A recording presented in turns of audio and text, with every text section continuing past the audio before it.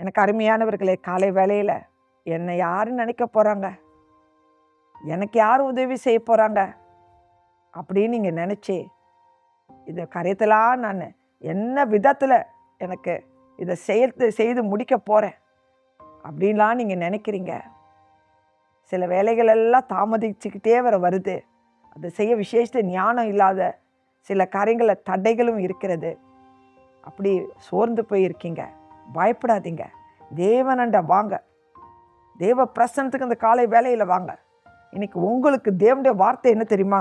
சங்கீதம் 111:4 பிற்பகுதியை நான் வாசிக்கிறேன். கர்த்தர் இரக்கமும் மன உருக்கமும் உள்ளவர். தேவன் உங்கள் மேலே இந்த காலை வேலையில் இரக்கமாக இருக்கிறார்.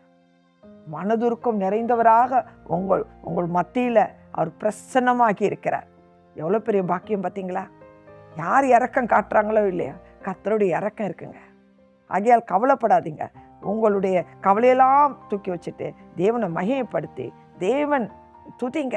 ஏசப்பா என் மேலே இவ்வளோ இறக்கமா, ஏசப்பா என் மேலே இவ்வளோ மனதுருக்கமா, உங்களுக்கு நன்றி அப்பா, நீங்கள் பார்த்து கொள்வீங்க. நான் ஏன் துக்கமாக இருக்கணும், நான் ஏன் கவலைப்படணும், எனக்கு நீங்கள் தகப்பனாகி நீங்கள் இருக்கீங்களாப்பா, என்னை நடத்திடுவீங்கன்னு என்று சொல்லி உற்சாகத்தோடு ஆண்டவரை ஸ்தோத்திரம் பண்ணி ஜெபிச்சு உங்கள் வேலைகளை இந்த காலை வேலையில் தொடங்குங்க. கர்த்தர் இந்த நாள் முழுதும் உங்களோடு இருந்து சமாதானத்தை உங்களுக்கு கொடுத்து உங்களை ஆசீர்வதிப்பாராக.